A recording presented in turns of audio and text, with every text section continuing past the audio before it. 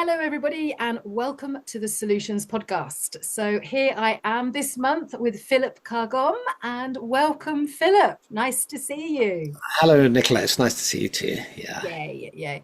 So our paths have kind of been interweaved for a long time through a place called Cae Mabon in North Wales.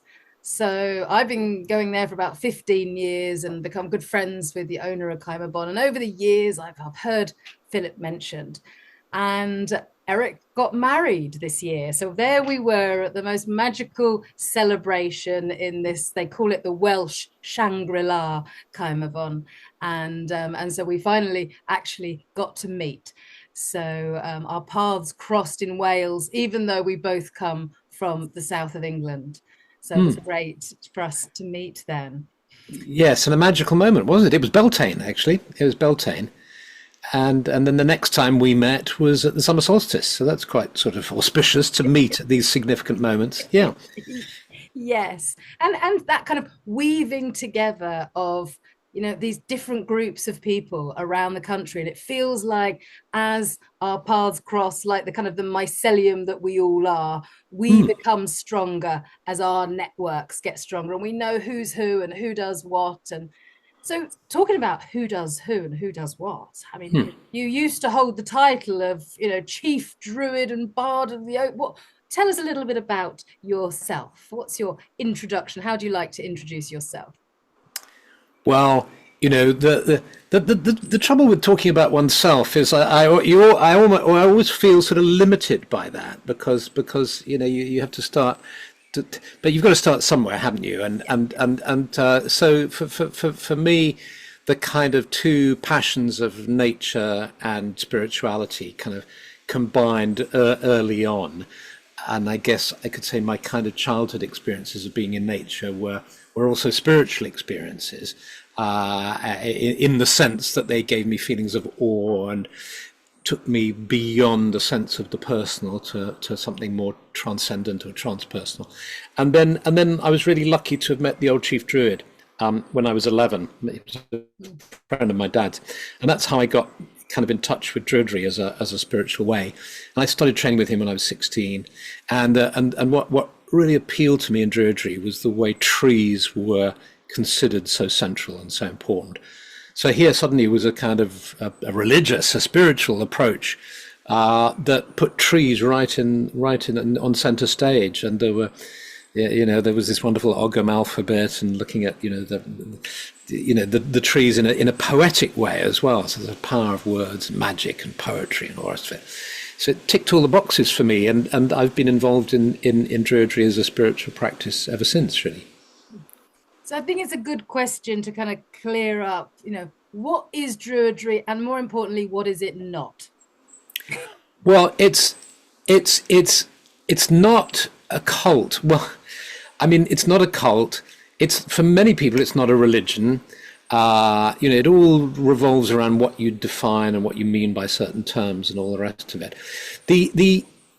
On the one hand, it's a kind of, some people might describe it as a green religion or a green spirituality. Spirituality informed by our love of nature, but it has certain, and you can say, well, that's very vague. I mean, why do we need to use the term druid? Why can't we just call it nature spirituality or something like that?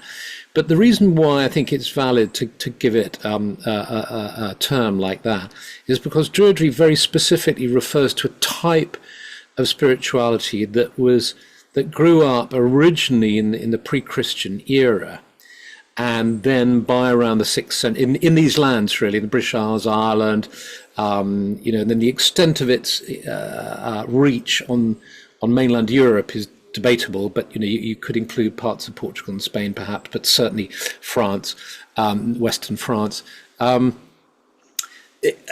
then was kind of suppressed by around the 6th or 7th century by Christianity, by the onset of Christianity. But it worked. It was already present in the culture and had been, and then it re-emerged in a kind of reimagining about 300 years ago, which has been called the Druid Revival period. And so for the last 300 years, there's a whole sort of written history and story that can be well documented. And of course, it leads some people to say, well, it's not genuine because it was only kind of reinvented in 300 years ago. But that's not really true, because there are sufficient sort of glimmerings and hints from archaeology and the classical writings and so on to inform what was revived in the last 300 years. And there are two features which I think are really important. One is the centrality of trees. I mean, that's one of the reasons why I'm still fond of Druidry after so many years, having explored lots of other different spiritualities as well. And that is, it's a spirituality that centers around a love of trees. And that's kind of amazing, isn't it, really, if you think about it? And so that's a strong feature. And then the other one is its interest in art, in poetry and song and music and creativity. And so to bring a kind of love of nature and a love of the arts together, often we kind of think of the arts as being a sort of manifestation of civilization. We all dress up to go to the opera, and it's all very civilized and urban in a way. Let's go to a museum and then an art gallery. So it's all very urban and cultured and sophisticated. And then you've got, let's, go wild and go into nature and rip our clothes off and run through the forest. But actually they can come together. And so in Druid ceremonies, often in the middle of a ceremony, you'll have some poetry or some storytelling or some song. And I love that meeting of art and nature, because there's a way in which art is natural too. You can think of it as sort of very human and as very artificial in a way. But I think if you see it more in terms of a human being's way of flowering in the world, flowers flower by just being incredibly beautiful and opening their lovely sort of petals. And we flower by being creative and by bursting into song and by writing poems and so on. So it's all natural. It's just kind of different with humans. Something like that. You reminded me of that puffer fish. I had image come up of, how so many species in the natural world create art. Right. And, often we think we're, humans are special because, we alone are able to have art and culture.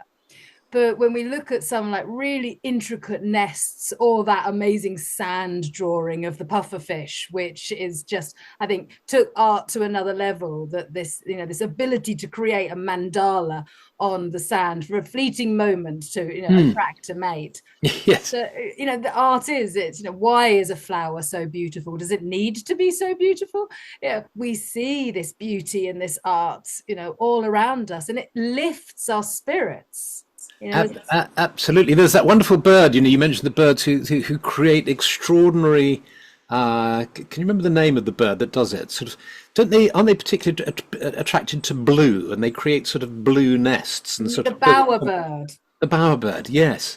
Yeah. Yes, it's fantastic. And there's rather an interesting sort of riff you could do on that, between the connection between sexuality and creativity. Which people have written about, over the centuries, and from Freud making the connection between the libido and creativity. And I've forgotten who it was, some famous author, a Frenchman, who said something like, whenever he slept with somebody, he'd say, "There goes another novel."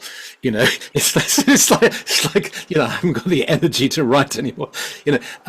And this is going to take us off topic wildly, if there is a topic. Maybe there isn't a topic, but it just struck me then when you were talking about the pufferfish and the bowerbird. They're creating art to attract a mate. So there's this interesting interweaving between sexuality and their artistic endeavors, and we can make interesting connections between human creativity and sexuality as well. I think it becomes interesting when we don't make that reductionist, because it's very easy then to get very reductionist about it. But if you can kind of broaden the concept of sexuality and creativity to include the spiritual and the energetic in every sense, as it were, then that becomes rather interesting. Well, that is life, isn't it? There's this great mystery that thankfully is still a mystery. Yeah. Yes, Yeah, yes, indeed. it's really great that we Yeah, don't know everything, absolutely. and I think that mystery that gives us awe, Hmm, which sadly is really missing in so much of the world today. And so, yes, hmm, we're led down this, this sexuality of the way that I look, the way that I dress, the way that we're performing. hmm, Quite often, is it to attract a mate, or is it, people doing it for themselves? hmm, hmm, But there's something missing inside, hmm. which feels like, yes, that connecting in to the mystery of life, the awe of life. And I was interested that you kind of brought up that word early on, and I'm a great lover of the word awe as well. And for us to really help people connect into the world and to love the world deeply so that they want to take action, then Yes, awe is vital. awe is vital. And I suddenly, as you were saying that, I suddenly remembered that awful moment when Donald Rumsfeld, I think it was, said, "Do you remember when they bombed Baghdad when the Iraq War began?" And it was a night of shock and awe. They called it officially, sort of shock and awe. That seems like a sort of one of the nadirs in sort of human, in our culture, as it were, where awe becomes so distorted and misunderstood as to be actually when something's causing a huge amount of death and suffering. But of course, it's bright and shiny and like a firework display, shock and awe. But of Which, course, yeah, horrible, isn't it? But we're talking about awe in the sense that we mean it, of opening to the more than human and the more than self. Yeah. and I've asked people that, like, when was the last time you felt awe? Hmm. And sometimes people are quite, they can't actually think of it. Hmm. You have to kind of remind them, well, do you ever feel that when you're standing under the night sky and you're looking up at, the great universe, or really, really beautiful flower, and you get out some little lens and you look deep into the flower, and you see this incredible geometry. And it's a muscle that can be developed, can't it? I mean, it's something that sort of I do. I was doing it yesterday, standing outside in the garden here and looking up at the tips of the big. There's a redwood there and some leylandi, with lovely peaks, like they're like sort of green mountains, and the sky was particularly blue, and I was standing there and just soaking in that contrast between a bright green treetop lit by the sun and then this dark azure blue behind it.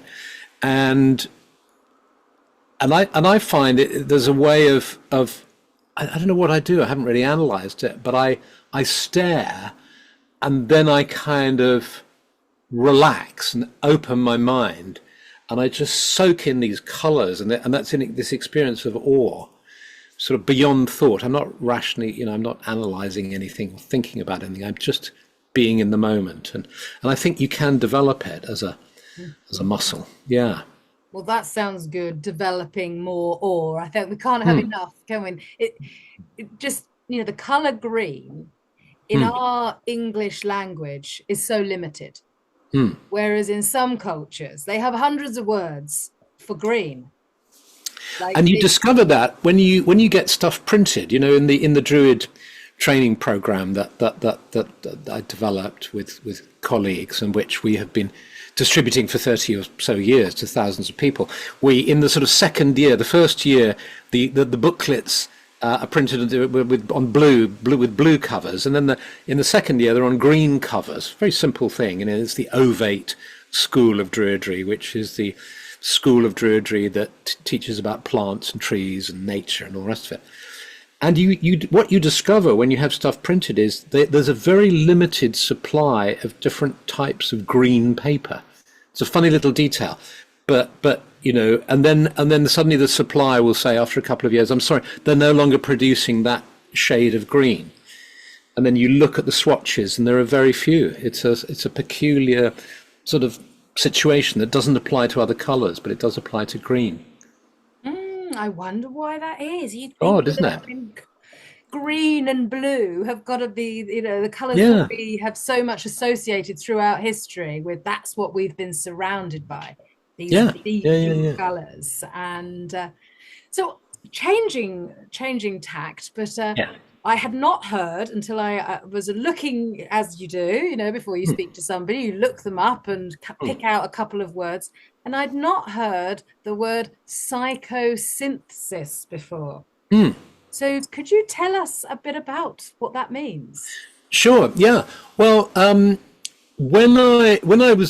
wanted to be a psychotherapist or psychoanalyst from an early age, and I think it was partly my parents knew a number of psychoanalysts, so they were sort of family friends and so on. My dad had a lot of Freud's books around in the house, and so that was an influence. My sister developed schizophrenia when she was sort of 16, 17, so I was exposed to the distress and sadness of mental illness when I was young. I was 3 years younger than her. So those sort of kind of factors combined, and I was the only school play I ever acted in.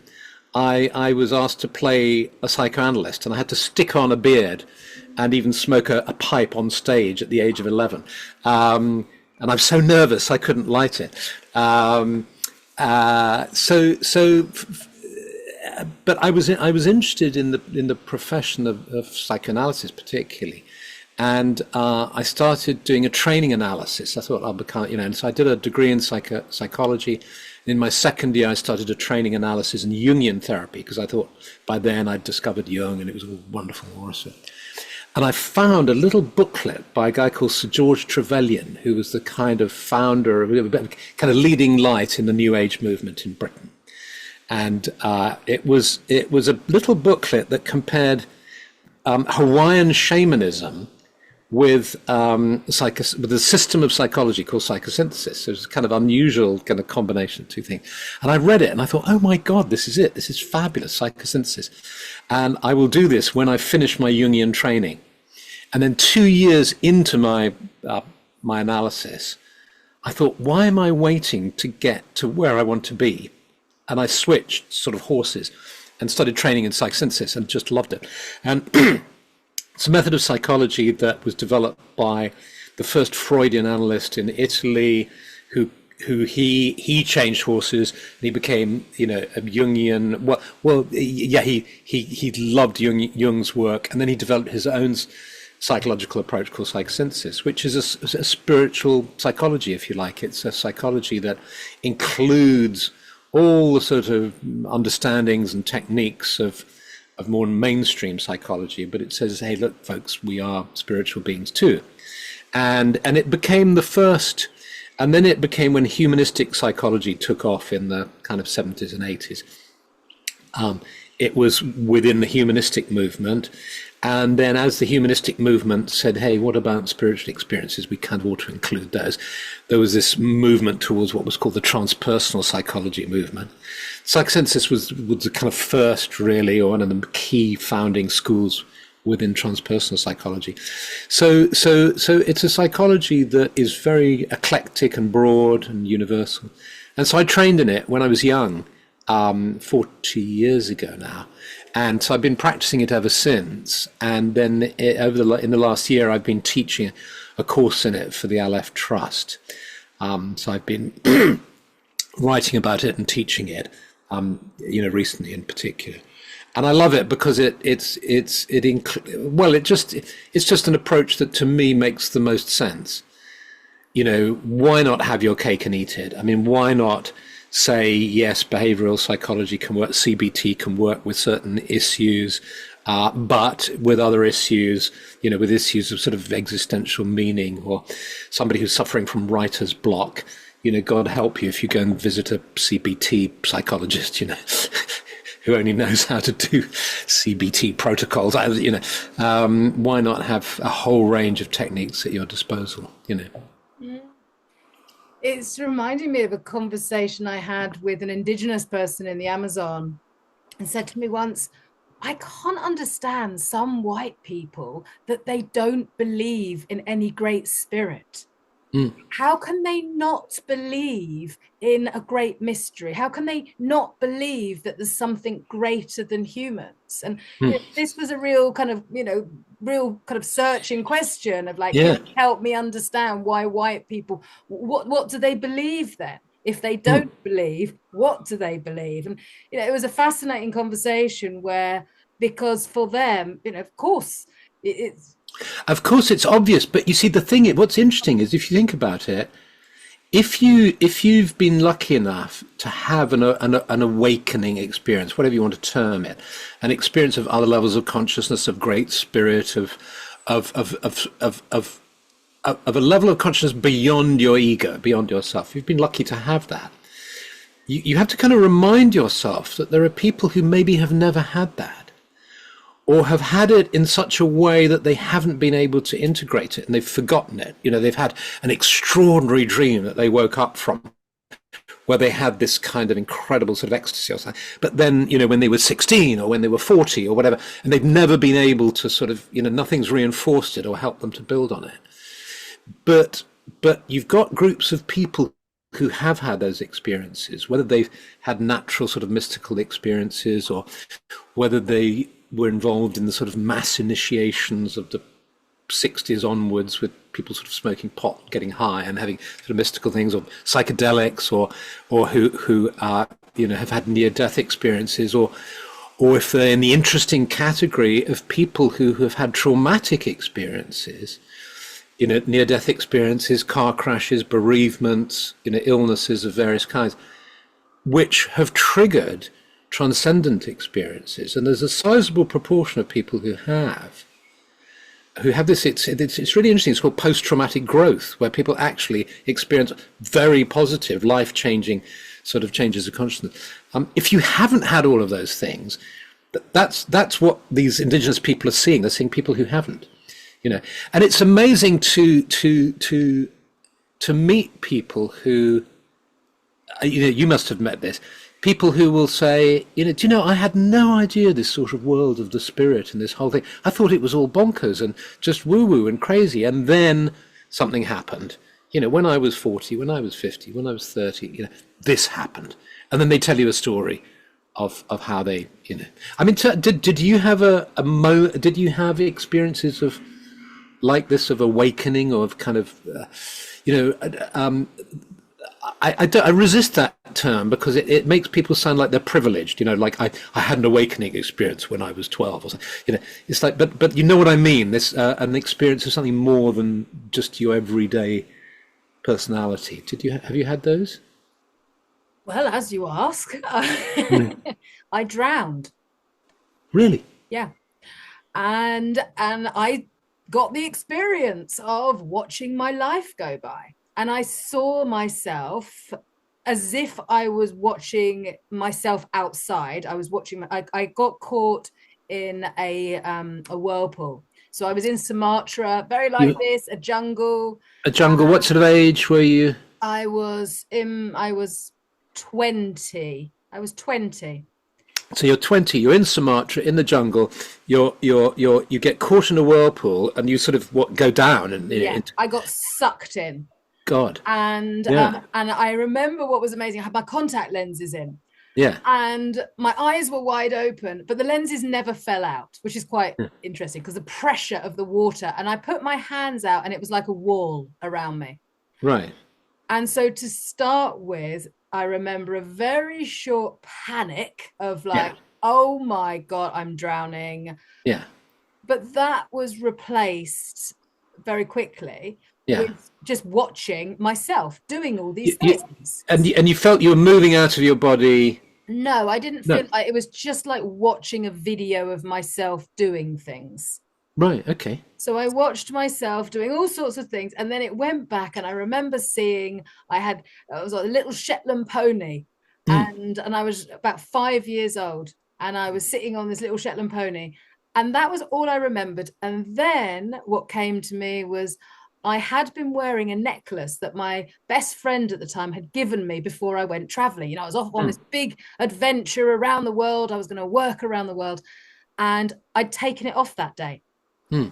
because we were going down the river and people said, don't have any necklaces on, you might get caught with it. So I'd taken Yeah. it off. And then I can't die without Louise's necklaces on. Hmm. And that became a really strong, powerful thought of like, I can't die without the necklace on. I can't die without the necklace on. And then that I don't remember anymore.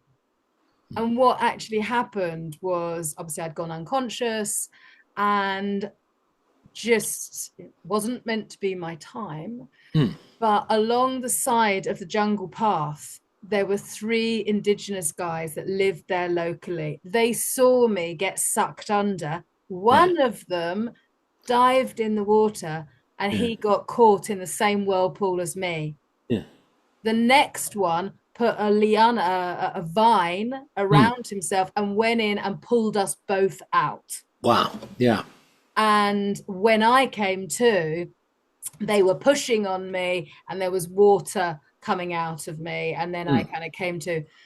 But my friend who I'd been traveling with at the time, and we were in those tires, the inner tube that you Yeah. float down a river, and they had seen me get knocked out and then disappear. By the time John was able to get himself out and come back, I was nowhere to be seen. And so the others were like, look, there's just no way. She's been under for too long.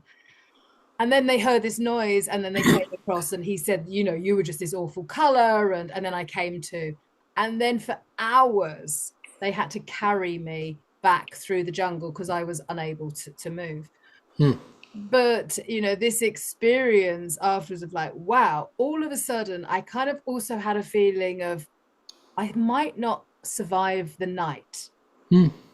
Afterwards, that evening, as Yeah, it were. Yeah. even though, I've survived this, extraordinary experience, but that feeling of life can be so short. Hmm. Hmm. And my father actually died in an accident when he was 36. Hmm. So I had that also of like, it doesn't mean to say that life is going to be full and we're going to live into our 80s and then we're going to get old and die. I've Hmm. always known that accidents happen and that you have to live your life to the fullest. Hmm. And so, having that extraordinary, then it kind of pushed me even more Hmm. into really wanting to do something with my life. Hmm. Hmm.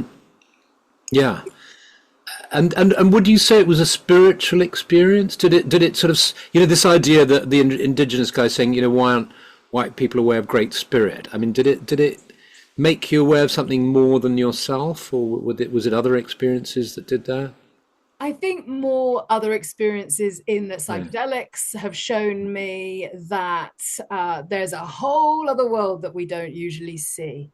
Mm, yeah. Being with indigenous people who talk about the spirit world, it's like it's a normal thing. Yeah. Yeah. And Yeah. so when you're kind of immersed in that yes, you can either have your own personal experience by, I like to spend time by myself out in nature.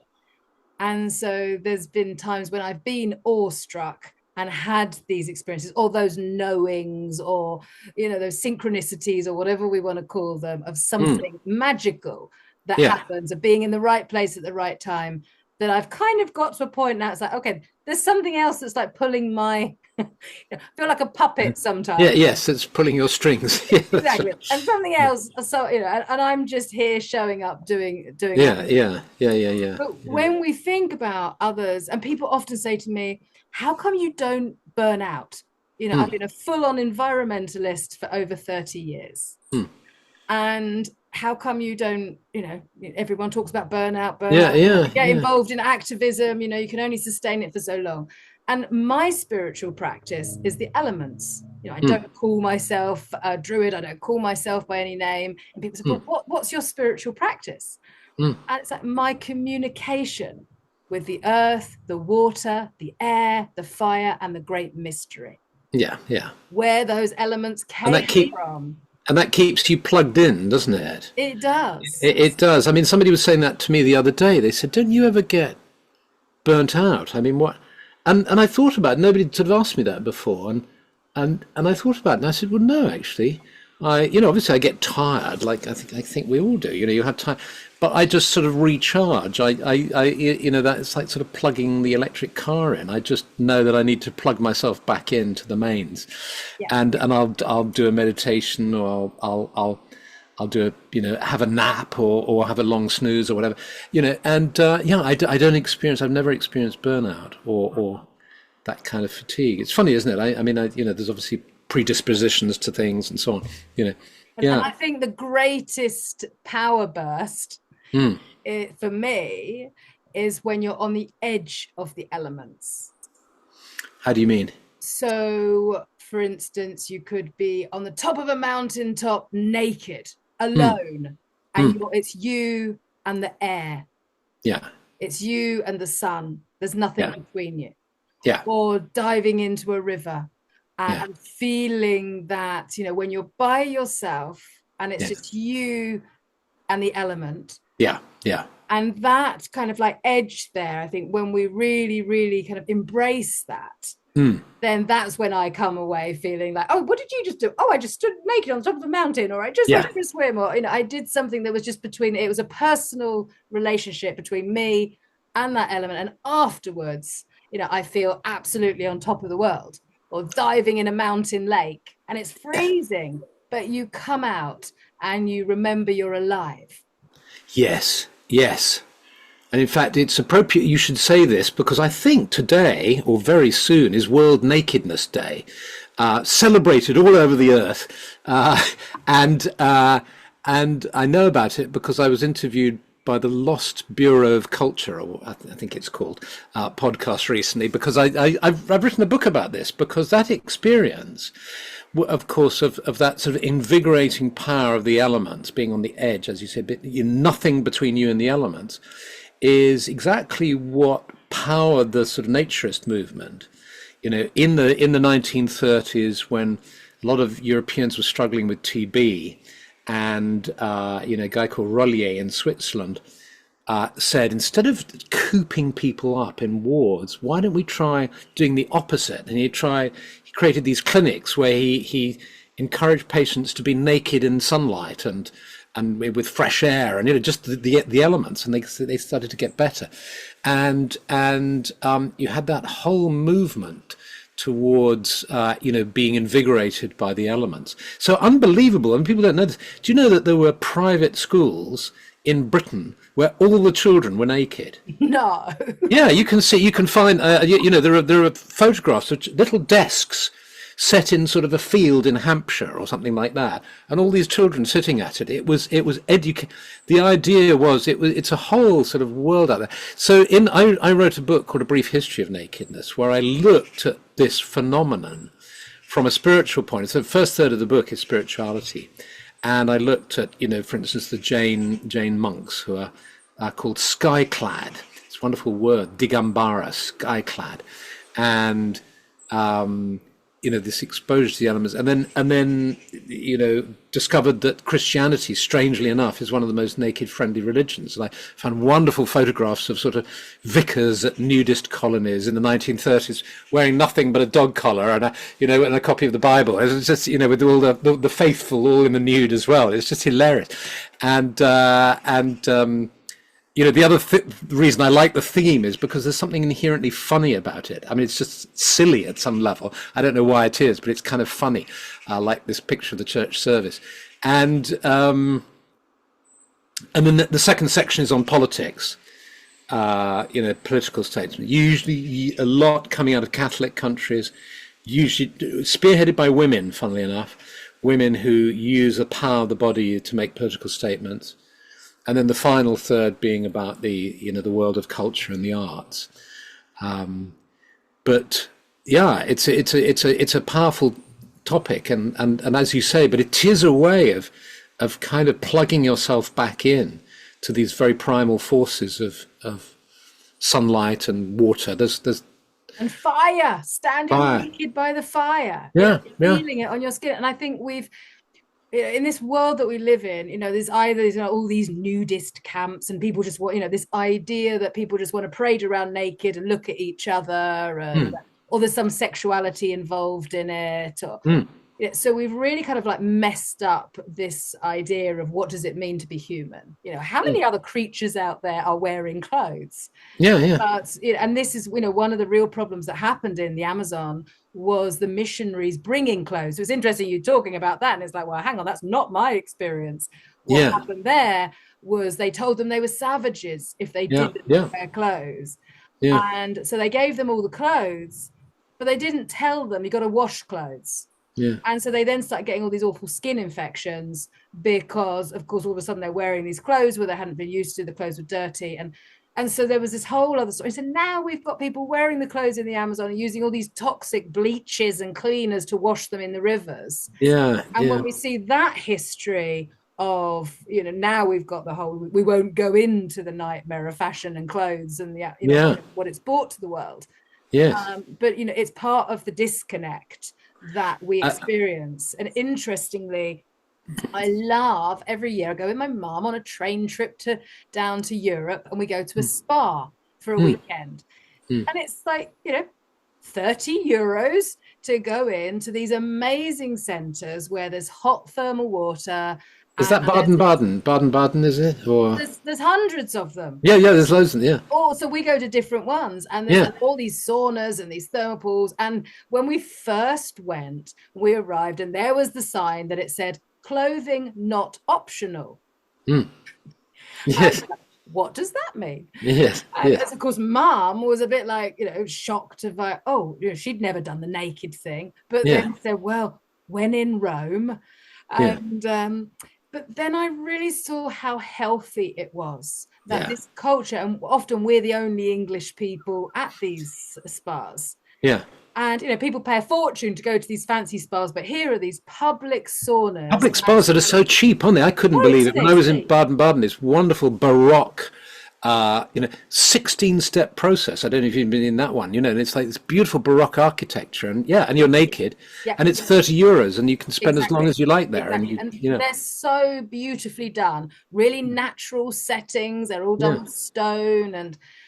But what always fascinates me is that all ages, all sizes, all yeah, peoples, and it lets you see that there's very few of these perfect bodies. mm, Most people come in all shapes and all sizes, and it's yeah, liberating to yeah, see that mm, actually this is the human body. It's not what we see on a magazine. yeah, It's not yeah, what we feel we have to look like or we have to be, and we're imperfect. And mm, so having those experiences, I think it's so healthy yeah, to have that kind of that psychology around actually we're all just humans. yeah, And absolutely, there's not the parading around the idea of to be seen. It's the yeah. practicality of actually you put your towel around you, but when you go in a sauna, when you go, it's healthier to be naked. Yeah, And exactly. And and I thought the idea of naturist resorts was that sort of parading around all the rest of it. And I went to one in order to research the biography of my Druid teacher, who was a naturist. And I went on the hottest day of the year to this place in Hertfordshire where to interview a couple of elderly ladies who knew my Druid teacher, when they were young and so on. And everybody was naked except myself. And I interviewed them and all the rest of it. And then there was a moment where I was in the sort of cafe and looking, and I saw a grandfather with his son and daughter-in-law and grandchild, and they were having a picnic on the lawn, and they were all naked. And I suddenly felt really embarrassed by the fact that I was clothed. It felt wrong somehow. And I shared this thought with the people, and they said, well, we didn't ask you to take your clothes off because we didn't want to impose on you. You're free. You can do whatever you like. But if you want to take your clothes, and there was just that moment's embarrassment of kind of taking them off. And then as soon as I'd taken the clothes off, it was like, oh gosh, this is the most natural thing in the world. And there was a swimming pool, and I went for a swim and continued to walk around the resort, and it was just lovely. And it wasn't about people showing off. There's a sort of innocence, I think, when you do it from the right intentions. I mean, of course, there are people who are exhibitionists and show off and all that. But basically, there's a sort of innocence because you're suddenly like a child. Really. You're very vulnerable when you don't have any clothes on. You're kind of vulnerable, and there's a beautiful kind of awakening to the innocence of essentially of childhood, which is very touching, I think. And when I'm out, where I'm looking forward to going to the River Dart next week. Mm, And there's a place I go where I can swim in the river and I can lie on a rock, and I very, very rarely ever see a person. yeah, And to start with, I have that moment, oh gosh, what happens if I see someone and there I am lying in the middle of the river naked on a rock. But yeah, it very, very rarely happens. But on the odd time that it happens, those feelings of like, oh no, well, I'm not an exhibitionist, I'm not there, mm, oh hey, look at me. And yeah, they're going to also be like, oh dear, she's naked, oh, let's not look. yeah. So there's an uncomfortable moment, but it passes, and it's like, actually just let that be. And for people to remember that it's okay. Yes, that there's, I think it is about being sensitive, that yes, it's not okay necessarily on the middle of a public beach, Yeah, where it's just not the right place. yeah, So yeah, it's kind of exactly. reclaiming this humanness of what it means to be without all the layers that we have put on us of what's right, what's wrong, what you can do, what you can't do. And we're so layered now in our society. Exactly. Exactly. I think the Spanish have got it right. We go to Mallorca and Ibiza quite a lot. And there's just this sort of unspoken tradition, as it were, that on the left hand side of many beaches, that's where you go if you want to take your clothes off. And on the right side of the beach, there's all the people with their clothes on. You go to the left side of the beach and you'll find half a dozen or 20 people or something without any clothes on. And so you can just gravitate to which end of the beach you prefer. Well, I didn't realize that our conversation, I love the fact that, I do just like it to be a conversation. Yeah. So we allow it to go where it's going to go. But as we are coming up to the end of our time, I'd love to just bring it back Yeah. to the trees. Yes. Bringing it back to the trees. And just thinking of one part of a personal connection and I just wanted to tell the story because I hadn't thought of it for a long time. And for you, a significant meeting with a tree. And if you can think of a particular tree that you had a special awakening with. Okay, well, actually, funny enough, I confused that question with the topic that we've been talking about before. There's a guy called Jack Gescheit who photographs people, a bit like Spencer Tuning.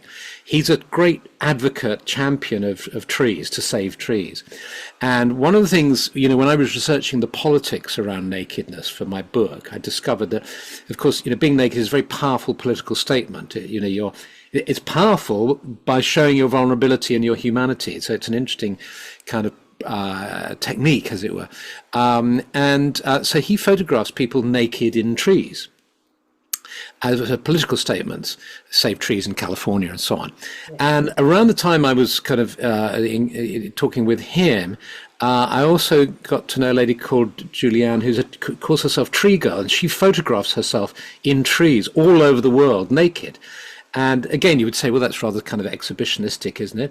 But no, if you actually look at her photographs, they're very beautiful. There's these sort of, there's this sort of form, human form, often with huge trees, great trees in Africa or whatever, So interesting, And Jack came over with a group of people and wanted to take a photograph in Kingley Vale, which is this, these lovely, yew trees there, gorgeous, And so we did a group photograph, and that was hilarious and wonderful as well, where we all sort of draped ourselves on this yew tree, a big old yew, and he took a photograph. And then he said that he would photograph individuals. He said, Philip, why don't I photograph you? You see? So I said, okay. And there was a yew tree, sort of two yew trees that were growing like this with a thin gap. And so I was naked and I slotted myself between the two, and I was thinking of Tree Girl and her experience of sort of hugging trees when you're naked. And I'd never kind of done it, actually, and I thought, up for anything, I'll try this. And so I got in between the two trees, and as he set up his camera and was ready to photograph, at which point the nightmare happened, which is I hear somebody walking along, and I look, I think, oh God. And it was a woman, and as she walked past, and the path was right there, right close to the tree. As she walked past me, I sort of chickened out. I went into sort of denial. I just closed my eyes and tuned into the tree and thought, pretended it was. She just whispered to me, "Good for you, good for you," and then just carried on walking like that. And so I think you're right. That's my experience too, is that most people are fine with this. It's unfortunately social media. I think we've taken a step backwards in many ways. This obsession with image and with preoccupation with the self, where people are. It's a very interesting, from a psychological point of view, it's a very interesting topic, because it's laden with all sorts of issues around everything, really. Yeah. So there are so many special trees out there, and I think that just to really kind of encourage people listening and watching to really go and be more often with trees. Spend time with trees. We see them all the time. Often there's some, incredible trees, and we walk past them without ever stopping and saying hello. That shift. And just to sit down and, throw your coat or your backpack under your head if you need to, or whatever, to make yourself comfortable, to lie down and to look up at the canopy, and then just to drop into an awareness of the roots beneath you, just letting go of sort of preoccupations and just tuning in to just becoming aware of the roots beneath you, and then the trunk soaring up, and then looking up and just allowing this combination of, on the one hand, focusing on the canopy with your eyes, and then somehow relaxing your gaze so you just sort of soak it in and you become passive to it. And just spending time with trees in various different ways, I think can be so restorative. And, I'd really like to encourage people to just say hello. Walk past. Oh, hello, you're a beautiful looking tree. What's that shift like when instead of objectifying nature, look at it, it's a nice tree. In many cultures, they don't have this word it's a he or a she. And quite often trees really are he's or she's, they really, they do carry, seeds and not seeds, and flowers and not flowers. And so for us to start to develop an actual relationship as we are with another human, when we are with another species, that we see them not as an object, but as a being, a living being that does the same as us. It lives, it dies, there's a cycle of life, and we are very similar in so many ways. I mean, I love seeing the similarities between a human and a tree. We can stand and look like a tree, we can do all sorts of things, and remind us of what we have in common rather than what's different about us. Absolutely. And so, this comes back to this spirituality, and often there seems like there's two camps. There's some people that are really into, new agey stuff, some would call it, or the spiritual, or meditating, and yoga, and ayahuasca, and all this kind of spiritual stuff. And then on the other side, we have hardcore environmental activists, eco warriors, people that absolutely are dedicated to protecting the earth. And quite often they don't meet in the middle. And at this time, we really need to remind people that we need both. We need to remember that we are a spirit having a human experience, and that there's something out there. There is this awe, there is this mystery, and that enables us as an activist to be powered up, to not experience burnout, so that we can dedicate ourselves in the protection of life and the elements and the earth and all that's around us. So I just really kind of wanted to put that bit in there. Any last words from you, Philip? And we could talk for a very long time. We could talk. Yes, that's what I understand. We could. It's a sign of a good conversation that it could go on for much longer. But yes, it's probably time to finish. But I think what you said is a lovely way to finish, actually. So I just echo exactly what you said. And I recently did a course for Advaya. I don't know if you've come across them. Advaya.life, I think, is their website. They do these amazing courses, and it started from this idea of recognizing there was the sort of well-being new age spirituality camp, and the activist, conservationists of camp, and that they tend to silo, and they started putting on events that would bring them together, and then they started doing online courses. So I've done a course for them called Ancestral Law and Nature Spirituality, where we do exactly, bring them both together, and and the combination of the two. If you can have both, it's a great perspective to have on the world. Yeah, and there are a couple of organizations, Green Spirit, Yeah, they do yeah, that, and yeah, and I'm trying to do that with the Natural Principles here at the Willows. yeah, But the yeah. more we can. So I'd like to just ask you your favorite saying. Do you have a saying Oh, that you hear yourself say often? well, I don't. There's a saying that came to me when I was walking to the Long Man of Wilmington, which is this great hill figure down the road from us here. And I used it as a saying in a book I wrote called The Druid Way. And it was, the songs of our ancestors are also the songs of our children. And that's has a lot of resonance for me. It just came to me. And that helps me to both think about heritage and tradition and roots, but also to think forward into the lives of our children and grandchildren. Yeah. And can we be good ancestors? Yeah, And exactly. on our deathbed, can we feel that we've done what we came here for? And there's Yeah, no regrets, nothing left behind. yeah, But well, another time maybe we'll have to have a part two and see where yes, another conversation will go. yeah. But for now, thank you so much, Philip. And I will put a link on the after this to show where you can find out more about Philip's work. So thank you so much. Thank you so much, Nicola. Yay. Bye bye, everybody.